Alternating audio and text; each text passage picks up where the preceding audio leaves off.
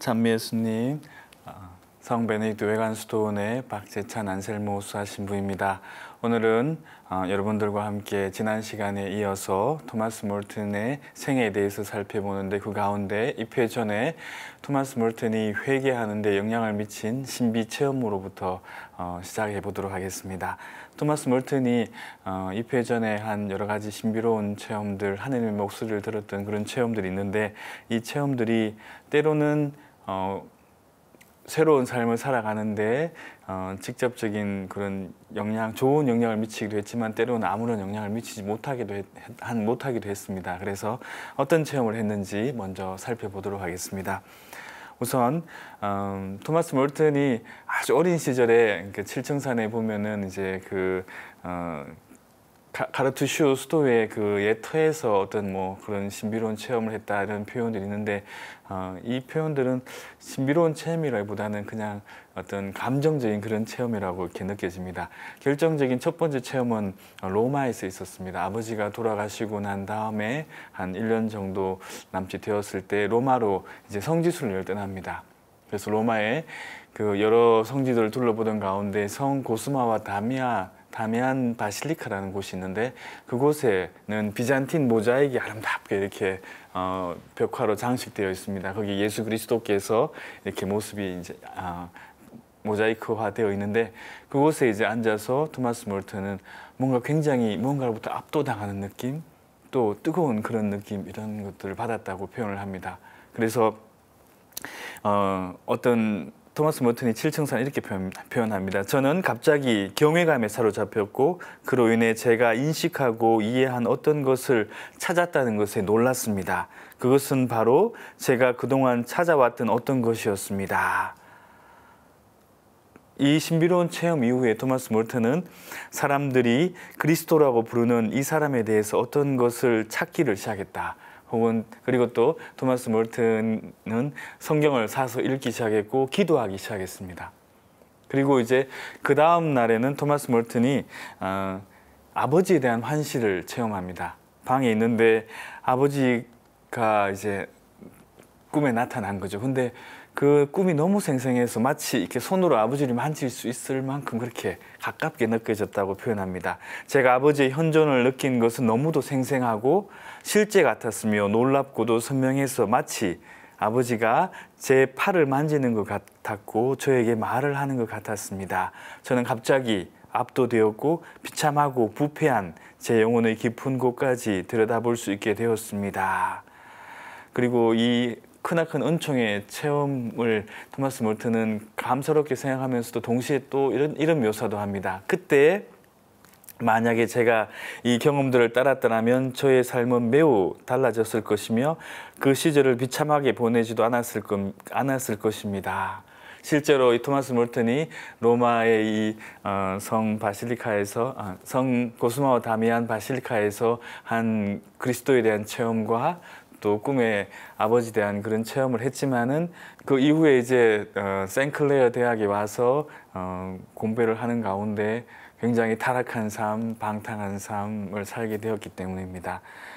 이거는 여담인데, 제가 실제로 이 성 고스모 다미안 성당에 갔었습니다. 2015년에 그 성당에 이제 가서 로마에 처음 방문한 때였는데, 그 성당을 제일 먼저 달려갔습니다. 저도 토마스 몰튼처럼 뭔가 좀 느껴보고 싶어서. 그래서 그 비잔틴 벽화가 아름답게 꾸며져 있는 그 성당에 오래도록 앉아 있었습니다. 저도 뭔가 압도당한 느낌이 있지 않을까 하는 그런 기대감으로 말입니다. 근데 아무 느낌이 없었습니다. 그래서 곰곰이 생각해 보니, 토마스 몰튼은 이 체험을 통해 예수 그리스도를 처음 알았다고 하지만 나는 이미 예수 그리스도를 알고 있지 않은가, 그렇게 생각을 했었습니다. 아무튼 토마스 몰튼은 이런 로마에서의 그런 신비로운 체험을 했음에도 불구하고 그 신비로운 체험이 그의 삶에 큰 영향을 미치지 못했습니다. 실제로 우리가 어떤 신비로운 하느님의 체험을 할 때가 있습니다. 여러 가지 꿈에라든지 혹은 또 좋은 말씀 혹은 또 자연을 통해서 또 어떤 환시나 환청을 통해서도 하느님의 소리를 들을 수 있지만은, 이 모든 것들은 그 하느님의 어떤 그런 선물로서 주어지는 하느님의 체험들인데, 이 체험들은 하느님께서 그 사람을 위해서 또 공동체를 위해서 필요할 때 특별한 은사로서 신비로운 체험을 허락하십니다. 근데 인간의 자유의지로 그것을 받아들일 때도 있고 또 우리가 준비가 되지 않은 상태에서는 그런 선물이 다가와도 하느님의 신비로운 체험을 내 것으로 만들지 못하고 혹은 또 공동체를 위해서 쓰지 못할 때가 있습니다. 이 하느님의 신비로운 체험이 어떤 기능을 하는지에 대해서는 또 다음 시간에 차차 조금 더 깊이 살펴보도록 하겠습니다. 또 토머스 멀튼이 두 번째로 이제 또 깊은 하느님의 체험을 한 적이 있었는데 이 체험으로 인해 가지고 이제 가톨릭으로 점점 개종하는데 어떤 결정적인 배경이 되는데 처음에 토마스 멀튼은 가톨릭에 대해서 아까 지난 시간에 말씀드린 것처럼 굉장히 부정적인 시각을 가지고 있었는데 심지어 미사 때 학교에는 미사 채플에서 미사를 의무적으로 해야 되잖아요. 그래서 그 미사에 이제 사도신경이 나온 부분에 혼자서 막 눈을 감고 다른 사람들은 전능하신 천주 성부 천지의 창조주를 믿나이다 이렇게 기도하는데 토마스 멀튼 혼자서 입을 꾹 다물고 마음속으로 이렇게 했답니다. 나는 아무것도 믿지 않는다. 나는 아무것도 믿지 않는다. 스스로 이제 미사에 대한 거부감, 가톨릭에 대한 거부감을 가졌었지만은 어느 날 갑자기 토마스 멀튼의 내면에 이런 소리가 들립니다. 미사에 가라. 미사에 가라.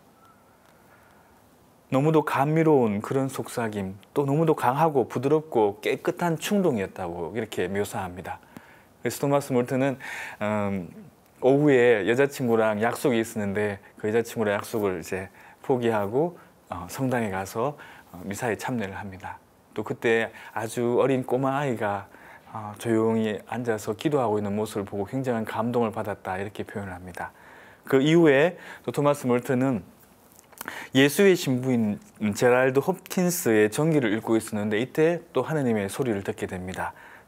내면 안에서 너는 무엇을 망설이고 있느냐? 왜 일어나 가지 않느냐?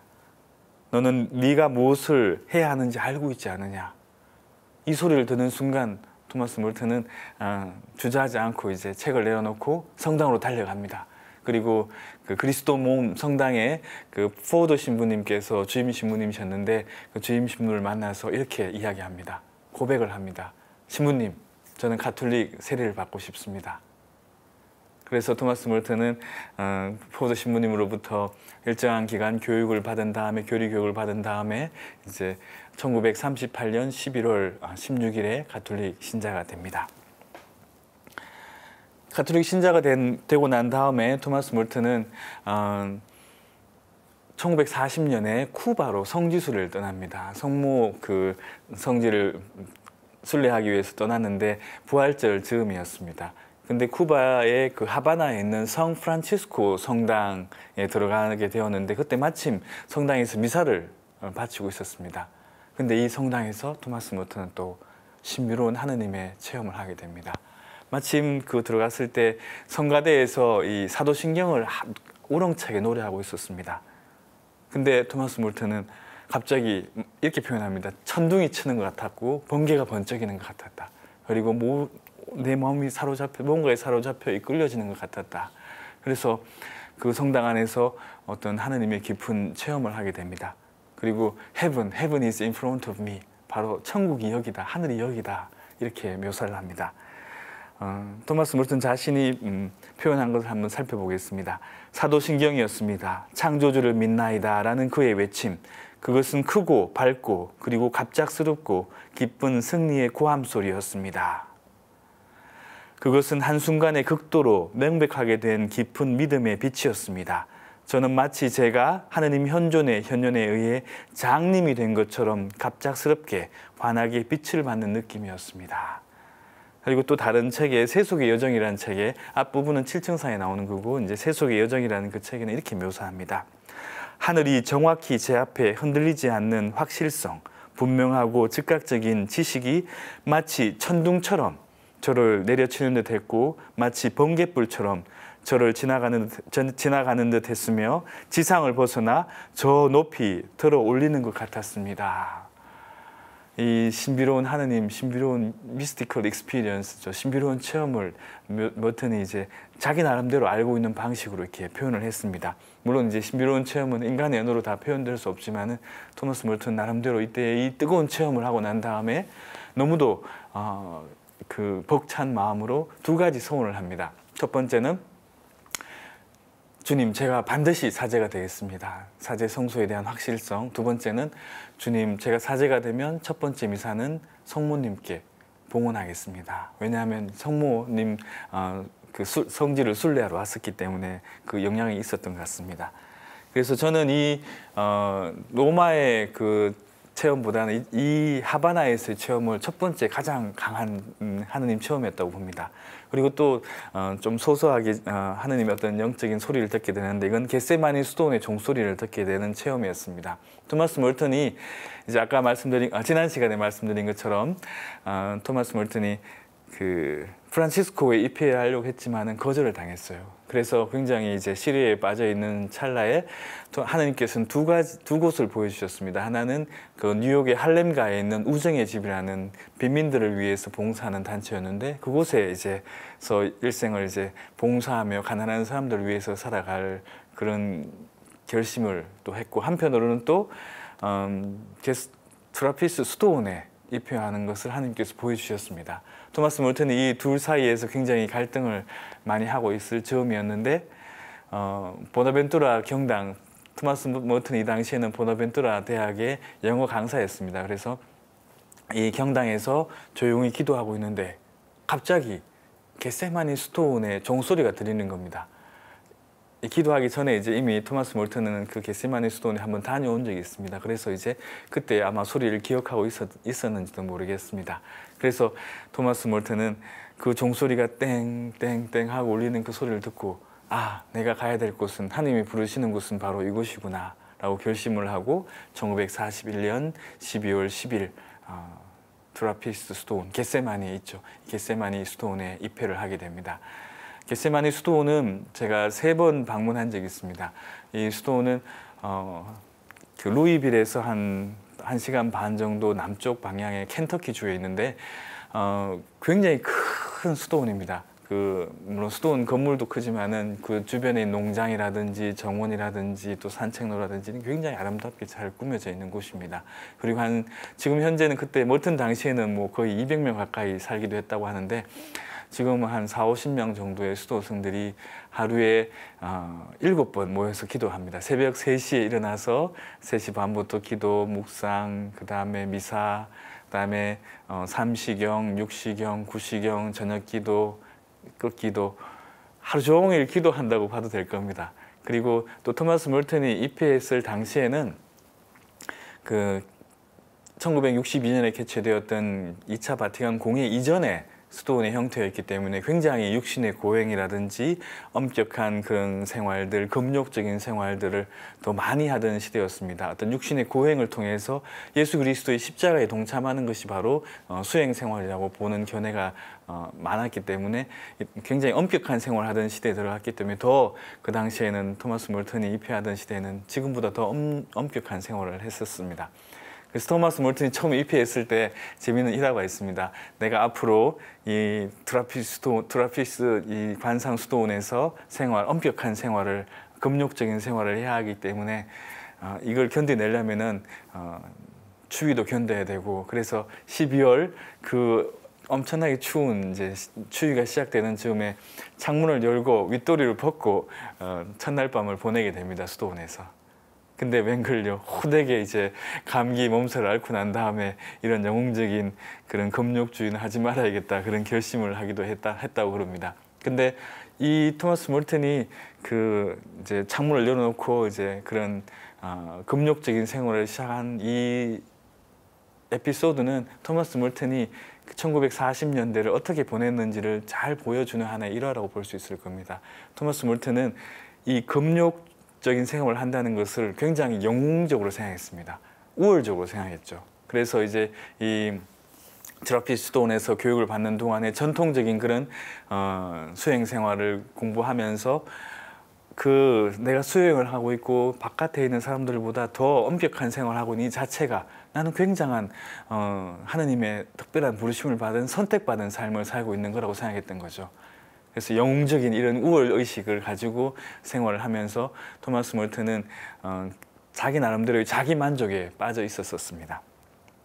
그래서 토마스 몰턴이 초기에 수도 생활을 배우던 이 시기들은 토마스 몰턴의 토마스 몰튼의 어떤 고유한 모습이라기보다는 그 당시에 살았던 트라피스트 스토운의 수도자들의 모습이 그냥 전형적인 모습 중에 하나였다고 볼 수밖에 없을 겁니다. 그렇지만 이제 토마스 몰튼은 어떤 한계를 느낍니다.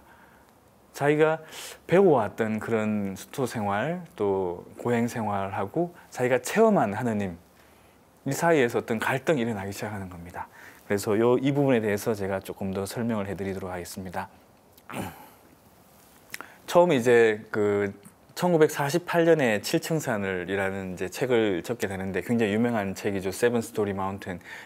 보통 사람들이 이제 그 세븐 스토리 하면 이 스토리가 이제 이야기라는 그 스펠링이라고 생각하는데 이 세븐 스토리 마운틴은 7층산은 7개의 이야기가 아니라 7개의 이제 그 층 계단을 이야기하는데 단테의 그 신곡에 나오는 연옥의 7단계를 이제 비유해서 이 책 제목으로 옮겨온 것입니다. 그래서 토마스 몰튼이 젊은 시절에 방탕하게 살았던 이 연옥 같은 생활을 이제 그만두고 포기하고 이제 천국으로 들어왔다는 거죠. 수도원은 천국이라고 생각했습니다. 그래서 천사들과 같은 정말 금욕적인 생활을 하는 아름다운 생활을 하는 하느님 마음에 드는 생활을 하는 천국의 삶을 살아가는 이런 수도원에 내가 살고 있다는 것에 대해서 사람들에게 알린 것이 바로 칠층산이라고 볼 수 있을 거고, 그래서 초기에 토마스 몰튼이 그 우월적인 그런 생각을 가지고 칠층산을 적었다고 볼 수 있을 겁니다. 근데 나중에 이제 이 칠층산은 토마스 몰튼이 보기에도 그랬고 다른 많은 몰튼 학자도 보기에는 미숙한 상태에서 혹은 전통적인 견해로서 책을 기록한 거다라고 이렇게 묘사를 합니다. 그런데 이제 아까 말씀드린 것처럼 갈등이 일어나기 시작합니다. 토마스 몰튼은 이렇게 표현합니다. 직접 제가 한번 읽어드리겠습니다. 내일이면 내가 겟세마네 수도원에 입회한 지 8년이 되는 해이다.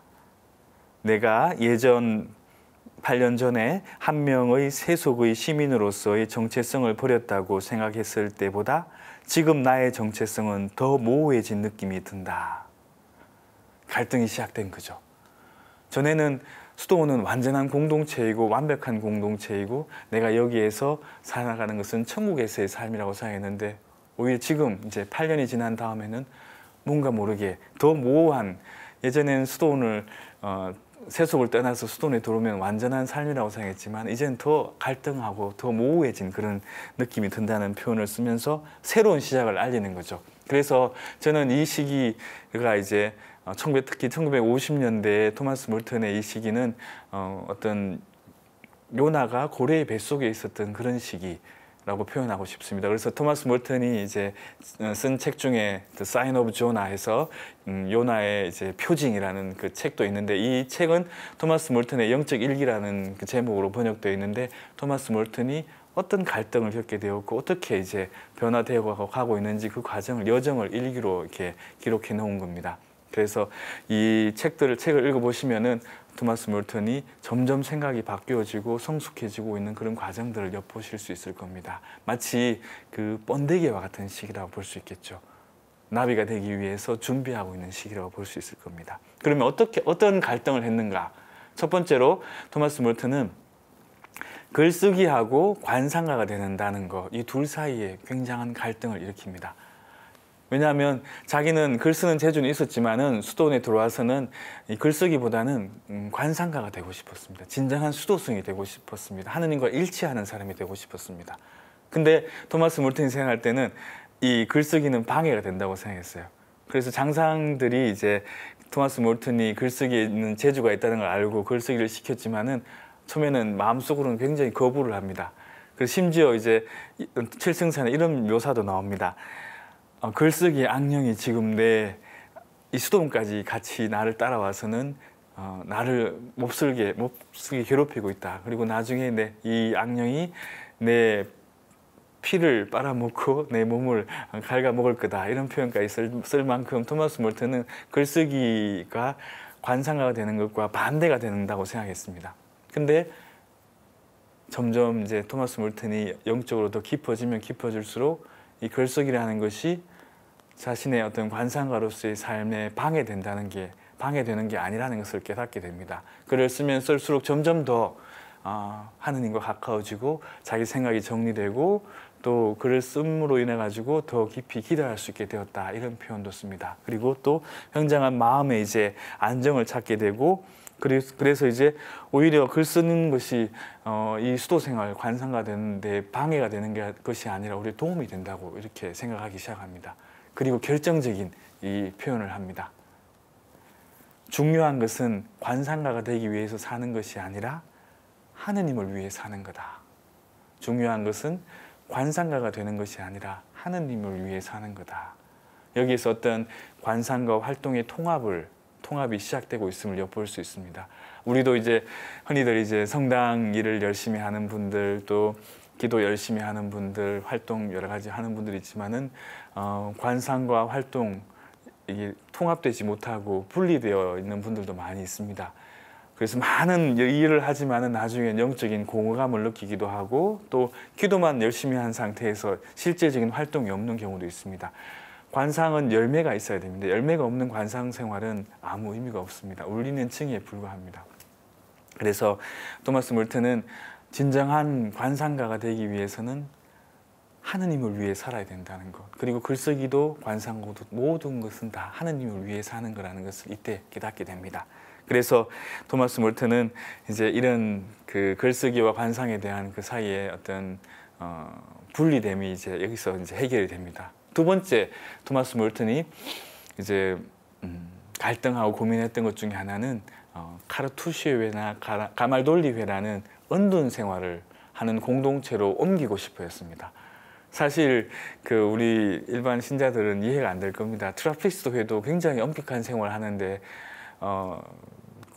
그 생활을 보다 더 엄격한 생활을 하는 은둔, 홀로 살아가는 가말돌리회라든지, 그리고 또 카르투시오회에 입회하려고 한다, 그 수도회로 옮기려고 한다는 것은 조금 납득이 되지 않습니다. 근데 토마스 몰튼은 무엇보다도 완전한 고독에 대한 갈망을 가지고 있었습니다. 철저한 고독, 철저하게 혼자 있고 싶어하는, 그래서 철저하게 하느님만 사랑하며 살고 싶어하는 그런 갈망이 있었습니다. 그래서 이제 장소를 옮겨서 카르투시오회나 가말돌리회에 이제 실제로 그런 시도를 했습니다.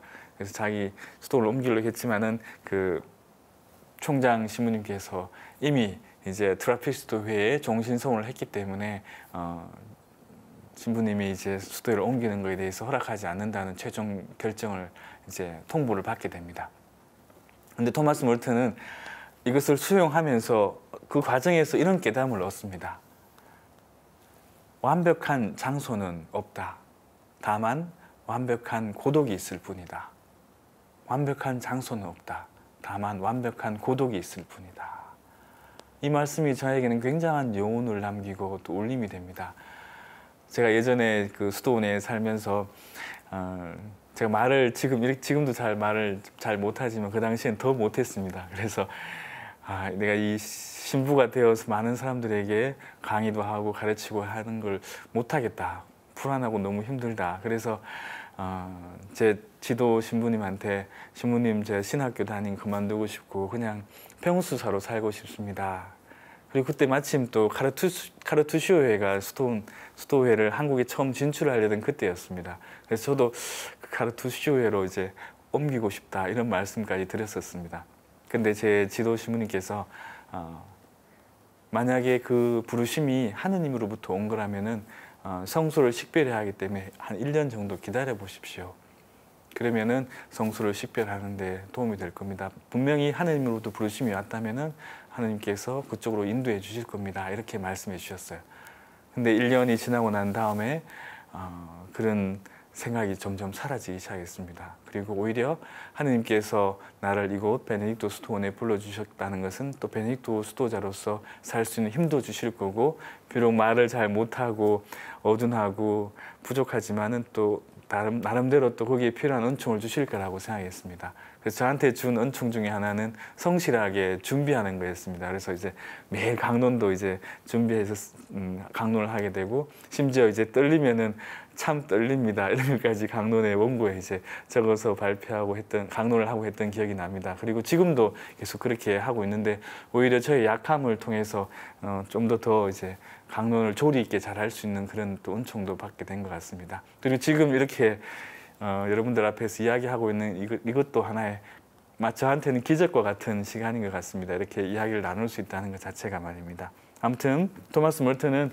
그런 성소의 식별에 있어서 장상에게 순명을 했고 또 하느님의 뜻을 따랐습니다. 그래서 진정한 어떤 장소를 옮겨서 그런 고독을 찾는 것이 아니라 오히려 더 완벽한 고독을 향해서 달려갔고 결국은 나중에 그 트라피스 수도원에 살면서 미국인 최초로 수도 공동체 생활을 하면서 동시에 언둔자로서 삶을 살아가는 그런 수도자가 됩니다. 나중에 설명을 드리겠지만 1965년부터 그런 삶을 시작하게 됩니다. 그래서 여러분들도 각자 자기가 받은 어떤 성소가 있을 겁니다. 또 자기 가정이 있고 환경이 있습니다. 그곳에서 하느님께서 나에게 원하시는 것이 무엇인지 그리고 하느님의 뜻에 순명할 때 하느님께서는 더 그 약함을 통해서 큰 것을 더 깊고 큰 것을 보여준다는 것, 더 선으로 인도해 주신다는 것을 기억하셨으면 좋겠다는 생각도 듭니다. 아무튼 토마스 멀튼은 이런 완벽한 고독을 향한 그런 성소를 느꼈고 이 성소를 발전시켰는데 나중에 이제 후기에 쓴 그 논쟁점이라는 책에 보면 이렇게 아름답게 고독에 대해서 묘사하고 있습니다. 한번 귀 기울여 한번 들어보십시오. 참된 고독은 단순히 분리됨이 아닙니다. 그것은 단지 일치를 향합니다. 참된 고독은 기본적이고 인간적인 사람들과의 관계에서 어떤 것도 포기하지 않습니다. 사람들과 깊이 일치된 이는 더 이상 주변적 관심사들에 의해 도취되지 않기에 모든 것이 더 깊어집니다. 하느님과의 깊은 고독 안에서 친교를 나누는 사람은 사람들과도 연결됩니다. 그래서 보편적인 그런 고독으로 하느님의 고독과 만나고 그리스도의 고독과 만나고 사람들과의 고독과도 만나게 됩니다. 그래서 진정한 고독은 하느님 안에서의 사랑의 친교라고 토마스 멀튼이 깨닫게 된 것입니다. 그리고 이제 이 토마스 멀튼이 이런 고독에 대한 갈망, 또 새로운 어떤 그 수도 생활에 대한 그런 더 깊은 갈망, 또 이런 갈망들, 변화에 대한 그런 갈망들이 있을 즈음에 결정적인 하느님의 선물을 받는데 그것은 바로 루이빌에서의 에피파니, 그러니까 루이빌에서의 하느님 체험이었습니다. 그것도 사람들 사이에서. 토마스 멀튼이 수도원 일 때문에 이제 루이빌로 그 도시 이름이 루이빌입니다. 이 루이빌에 가게 됐는데 그 루이빌에 그 포스 앤 월렛이라는 거리가 있습니다. 그 거리에 지나가는 사람들을 바라보는 순간에 어떤 뭔가 자기를 압도하는 그런 느낌이 들었습니다. 어떻게 할 수 없는 그런 강한 하느님의 어떤 소리를 듣게 됩니다. 그래서 이때 이 자기의 너무 뜨거웠던 그런 하느님 체험을 이렇게 묘사하고 있습니다. 루이빌에서 저는 거리에 지나가는 사람들을 보면서 순간 갑자기 무언가가 저를 압도하는 듯했고 제가 이 모든 사람들을 사랑해야 한다는 것을 깊이 깨닫게 되었습니다. 저는 여전히 인류의 한 구성원입니다. 그것은 마치 금욕과 거룩함으로 여겨지는 세상, 특별히 수도원 안에서 차별과 거짓된 자기 위안의 꿈으로부터 빠져나와 이 거리를 걷고 있는 것 같았으며 세상으로부터의 분리의 개념은 완벽한 망상이었다는 것을 깨닫게 해주었습니다. 수도 서원을 함으로써 수도 성들은 다른 종류의 존재, 모조품 천사들, 반쯤 천사들, 영적인 사람들, 내적인 사람들이어야 된다는 것을 생각했었는데 그것은 저의 망상이었습니다. 제가 다른 사람들과 같은 사람이라는 것, 제가 단지 다른 사람들 가운데 있는 평범한 사람이라는 것에 대해 하느님께 감사드립니다. 제가 홀로 있는 것이 그들의 덕분인 것은 제가 그들과 하나이기 때문입니다. 제가 홀로 있을 때 그들은 더 이상 그들이 아니라 바로 저 자신입니다. 낯선 사람들은 더 이상 없습니다. 이 루이빌에서의 영적인 체험을 통해서 토마스 멀튼은 이 차별의 꿈에서 이제 깨어나게 됩니다. 전에는 자기가 더 우월하다고 생각했었죠. 근데 이제는 더 우월함이 아니라 오히려 똑같다. 그분들과 사람들과. 그리고 주체와 대상의 일치. 이게 무슨 말이냐면 예수 그리스도께서 하느님께서 사람이 되셔서 우리 가운데 오셨던 것처럼 예수 그리스도께서 사람들 안에 계신다는 겁니다. 그래서 그 사람들 안에서 예수 그리스도를 만나게 된 거죠. 사실 이 이야기는 하느님 사랑과 이웃 사랑이 같다는 이야기 우리 수없이 들어왔기 때문에 머리로는 다 알고 있는 내용입니다. 근데 실제로 이게 가슴으로 와닿게 되었다는 거죠. 김수환 추기경님께서도 이 머리에서 가슴으로 내려오는데 70년이 걸렸다고 그러셨는데, 토마스 몰튼도 머리로 알고 있던 그런 하느님 사랑을 이제 가슴으로 체험하게 된 것입니다. 그래서 이때 이제 새로운 관상에 대한 이 사람들을 사랑해야 된다는 것을 깨닫게 되고, 그 사람들 안으로 들어가려는 시도를 하게 됩니다. 그래서 1960년대에는 완전히 새로운 사람이 됩니다. 그래서 제가 이 토마스 몰튼의 이런 그 영적인 체험을 통해서 저 자신도 이 글을 읽으면서 굉장한 많은 영적인 체험을 하였고, 또 변화되는 그런 체험도 했습니다. 사실 저도 지난 첫 회에서 말씀드린 것처럼 굉장히 이제 우울적인 의식도 좀 갖기도 했고, 제가 더 특별하다고 생각했지만은 이 토마스 몰튼과 어떤 영적인 유대를 통해서 그냥 평범한 한 명의 인간이었고, 또 오히려 저 사람들을 위해서 오히려 어떤 면에서는 더 많이 배워야 하고 또 사랑하며 살아야 된다는 것을 깨우쳐준 그런 사건이기도 했습니다. 그래서 1960년대 토마스 몰튼은 사회 정의를 위해서 많은 이제 글도 쓰기도 하고 또 많은 이제 활동들을 합니다. 그렇지만 직접적인 활동보다는 토마스 몰튼이 생각할 때는 의식의 변화가 세상을 변화시킨다고 생각했습니다. 그래서 의식을 변화시키기 위해서 토마스 몰튼은 많은 이제 글을 적기 시작합니다. 근데 사실 언어 테라피스트 아바스가 수도승이 세상에 대해서 여러 가지 글을 쓰는 것에 대해서 좋아했겠어요. 또 이 당시에는 굉장히 엄격한 생활을 더 심하게 했던 때이기 때문에 토마스 몰튼은 장상들로부터 검열을 많이 당했고 제지를 많이 당했습니다. 그래서 토마스 몰튼은 그 필명을 달리해가지고 자신의 글을 발표하기도 합니다. 이런 생활을 하던 와중에 토마스 몰튼은 또 동시에 세상에 대한 관심을 넘어서 또 더 깊은 고독으로 들어가고 싶어 했습니다. 그래서 1965년부터 토마스 몰튼은 이제 하루 종일 이제 그 언둔처에서 살 수 있는 그런 허락을 받게 되는데, 이 언둔처는 겟세마니 수도원에서 한 20분 정도 이제 걸어가면 숲속에 이렇게 언둔처가 놓여져 있습니다. 저도 이 언둔처에 방문한 적이 있는데 조그마한 집입니다. 거기에 이제 작은 경당도 하나 있고 침실이 있고 벽난로가 하나 있고 그렇습니다. 그래서 이곳에서 토마스 몰튼은 하루 종일 혼자 기도하고 또 찾아오는 많은 사람들에게 영적인 담화도 나눠주고 했던 그런 토마스 몰튼이었습니다. 오늘 이 프로를 보고 계시는 여러분 모두도 무엇보다도 하나님께서 우리와 함께 하시고 이미 우리 가운데 계신다는 것을 깨달으셨으면 좋겠습니다. 그리고 우리 마음을 준비하십시오. 내가 끊임없이 하나님을 찾고 하나님을 갈망하고 하나님께 기도드릴 때 준비된 영혼에 하나님께서는 당신의 음성을, 당신의 목소리를 들려주실 겁니다. 그래서 그 목소리가 들릴 때 우리는 네라고 응답하면서 하나님의 그 목소리에 응답하는, 부르심에 응답하는 삶을 또 살아갈 수 있게 될 겁니다. 이 시간을 통해서 여러분들 삶 속에서 하나님께서 어떻게 여러분을 부르고 계시는지 다시 한 번 더 생각해 보시는 시간 되시기를 빕니다. 감사합니다.